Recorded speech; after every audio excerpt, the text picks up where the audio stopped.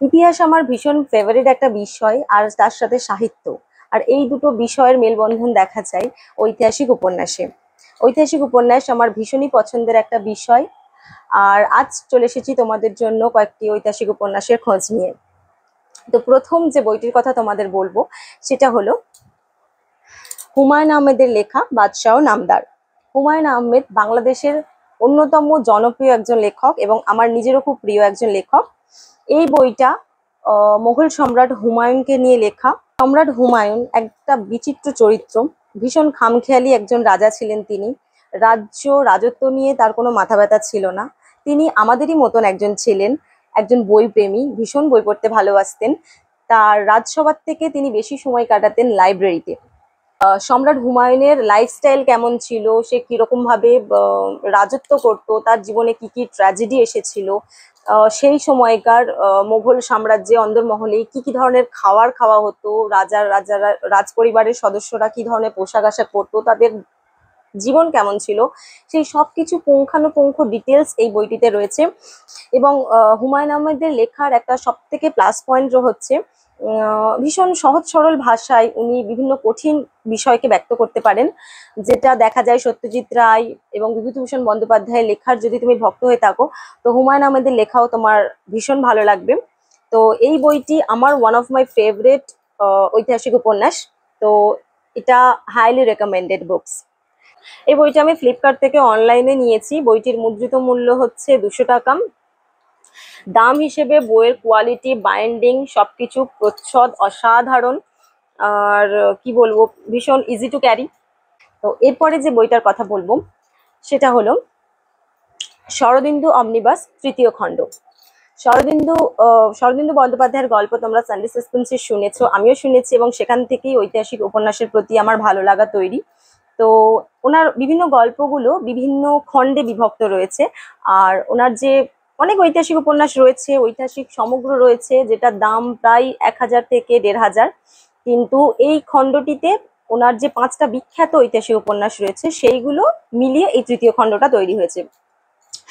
এই বইটার মুদ্রিত মূল্য হচ্ছে 500 টাকা। আমি এটা বইমেলায় কিনেছি, ডিসকাউন্ট দিয়ে বইটা 350 টাকায় পেয়েছি। আর এতে যে গল্প উপন্যাসগুলো রয়েছে সেগুলো বলি।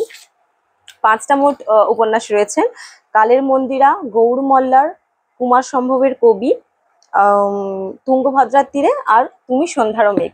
এর মধ্যে কয়েকটা গল্প সানডে সাসপেন্সে হয়ে গেছে, তোমরা শুনেছো। গল্পগুলো সবকটাই খুবই ভালো। তবে এই বইটার একটা মাইনাস পয়েন্ট হচ্ছে লেখার ভাষাটা একটু কঠিন লাগতে পারে। তো পড়তে সমস্যা হবে না, কারণ কঠিন কঠিন ওয়ার্ড যেমন রয়েছে, অনেক পাতার তলার দিকে কঠিন শব্দগুলোর বাংলা অর্থ করে দেওয়া হয়েছে। তো এটাও ভীষণই হাইলি রেকমেন্ডেড, খুবই অনেক অ্যাওয়ার্ড প্রাপ্ত এই বইটা। তো তোমরা অবশ্যই নিজের কালেকশনে রাখতে পারো। নেক্সট যে বইটা বলবো সেটা হলো অভীক সরকারের মহাদেবী। বইটা আমি বিয়ের তত্ত্বে পেয়েছি। এই উপন্যাসটার মূল চরিত্র হচ্ছে সমুদ্রগুপ্তের ছেলে প্রথম কুমারগুপ্ত, রামগুপ্ত এবং মালব দেশের রাজকন্যা ধ্রুবা। তো চন্দ্রগুপ্ত একজন ভীষণই সুযোগ্য উত্তরসূরি সমুদ্রগুপ্তের, এবং সমুদ্রগুপ্ত তাকেই নির্বাচন করে গিয়েছিলেন তার মৃত্যুর আগে, যে তার পরবর্তীকালে সেই রাজা হবে। কিন্তু রাজ পরিবারের রাজনীতি এবং ষড়যন্ত্রের ফলে তার জ্যেষ্ঠ পুত্র রামগুপ্তকে সিংহাসনে বসানো হয়, যিনি ছিলেন একজন মদ্যপ এবং অযোগ্য পুত্র। তো এবং তিনি চন্দ্রগুপ্তকে ভীষণভাবে হিংসা করতেন, যে কারণে চন্দ্রগুপ্তের প্রেমিকা ধ্রুবাকে তিনি ষড়যন্ত্র করে বিবাহ করেন। এবং শেষ পর্যন্ত কিভাবে ধ্রুবা আর চন্দ্রগুপ্তের জীবনে নতুন ট্র্যাজেডি আসে, নতুন একটা বাঁক আসে, তো সেইটাকে ঘিরেই এই গল্পটা এগিয়ে চলেছে। বইটির পৃষ্ঠা সংখ্যা 160 এবং এর মুদ্রিত মূল্য 275। বইটি পত্রভারতী থেকে প্রকাশিত হয়েছে। এবং বইটি আমার মনে হয় এত পেজের প্রয়োজন ছিল না। বইটা একটু মন্থর গতিতে এগোচ্ছে, গল্পটা ভীষণই স্লো মোশনে, একটু বেশি দেওয়া হয়েছে, এতটাও গল্পটা বাড়ানোর কোনো প্রয়োজন ছিল না। বইটা আমার কাছে অ্যাভারেজ লেগেছে প্রথম দুটো বইয়ের তুলনায়। তবুও বলবো যারা নিউ বিগিনার্স তাদের বেশ ভালোই লাগবে বইটা। নেক্সট যে বইটা বলবো সেটা হলো হিমাদ্রি কিশোর দাশগুপ্তের কর্ণ সুবর্ণের কড়ি। বইটার কভার দেখেই বুঝতে পারছো কঠোরভাবে প্রাপ্তবয়স্কদের জন্য বইটা। এবং তোমাদের বলবো, তোমাদের বাড়িতে যদি ছোট ভাই বোন থাকে তাদের থেকে বইটা লুকিয়ে রেখো, কারণ এর মধ্যে কিছু চিত্র রয়েছে যেগুলো বাচ্চাদের দেখানোর মতো নয়। তবে ঐতিহাসিক উপন্যাস এটা, এতেও 6টা গল্প রয়েছে। টেস্ট বদলের জন্য ট্রাই করা যেতেই পারে। বইটির মুদ্রিত মূল্য বলে দিই, বইটি পত্রভারতী থেকে প্রকাশিত হয়েছে। বইটির মুদ্রিত মূল্য 299 টাকা। এরপরে যে বইটা বলবো সেটা ভীষণই মোটা একটা সাইজের বই। এটা হলো হেমেন্দ্র কুমার রায়ের লেখা ঐতিহাসিক রচনাবলী। এতে ওনার লেখা সমস্ত রচনাগুলোই রয়েছে, ঐতিহাসিক রচনা যেগুলো। এটা পতিত পাবন প্রকাশনী থেকে প্রকাশিত হয়েছে। বইটির মুদ্রিত মূল্য 450 টাকা। তবে এটা কেনার জন্য আমার 1 টাকাও খরচ হয়নি, কারণ এটা বাজিতে হেরে আমার বয়ফ্রেন্ড আমাকে গিফট করেছিল। তো থ্যাংক ইউ। এতে অনেকগুলো উপন্যাস রয়েছে, যার মধ্যে নেপোলিয়ানকে লেখা রয়েছে, আলেকজান্ডারকে লেখা রয়েছে, লেখা গল্প।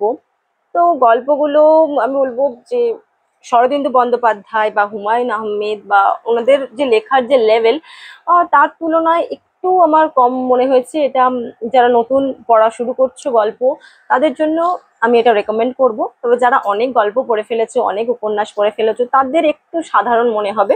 তবু বলবো নতুনদের জন্য বইটা বেশ ভালোই লাগবে, কম দামের মধ্যে অনেক গল্প পাবে।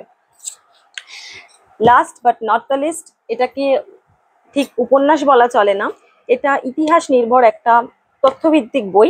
হায়ারোগ্লিফিকের দেশে, তোমরা অনেক দেখেছো, বইটা নিয়ে অনেকেই রিভিউ করেছে। অনির্বাণ ঘোষের লেখা।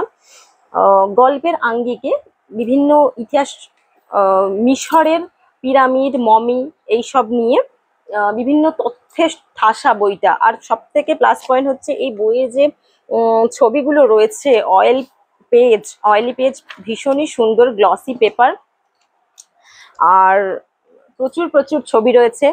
বইটি আমি 3 বছর আগে কিনেছিলাম। বইটি তখন মুদ্রিত মূল্য ছিল 395। এখন সম্ভবত একটু দাম বেড়েছে। ফ্লিপকার্ট থেকে নিয়েছিলাম। তো তোমরা অফারে কমে পেয়ে যেতে পারো। বইটিতে খুব ভালো ভালো ছবি রয়েছে, মমির, পিরামিডের, বিভিন্ন গবেষণামূলক ছবি, প্রচুর প্রচুর ছবি রয়েছে ভর্তি, প্রত্যেকটা পেজেই ছবি রয়েছে। এই বইটা পড়লে পিরামিড সম্বন্ধে যা যা কিছু প্রশ্ন রয়েছে, মমি সম্বন্ধে, মিশর সম্পর্কে, আমার মনে হয় সমস্ত ডাউট ক্লিয়ার হয়ে যাবে। তো এই বইটাও ভীষণই ভালো, ভীষণ কোয়ালিটি খুব ভালো, দাম অনুযায়ী ভীষণ ভালো কোয়ালিটি। তোমরা অবশ্যই মিশর সম্বন্ধে যদি তোমাদের আগ্রহ থেকে থাকে, এই বইটা অবশ্যই কালেক্ট করো। আর এর পরের ভিডিও তোমাদের জন্য নিয়ে আসছি পৌরাণিক উপন্যাস সমগ্র। তোমাদের যদি অন্য কোনো বইয়ের রেকমেন্ডেশন তোমরা চেয়ে থাকো, তো অবশ্যই কমেন্ট করে জানাও। বুক রিভিউ দেখতে যদি তোমার ভালো লাগে, তো অবশ্যই চ্যানেলটাকে সাবস্ক্রাইব করে পাশে থাকো। আমি আরো অনেক বইয়ের নতুন নতুন রিভিউ নিয়ে আসবো। তো ভিডিওটিতে অবশ্যই একটা লাইক করো।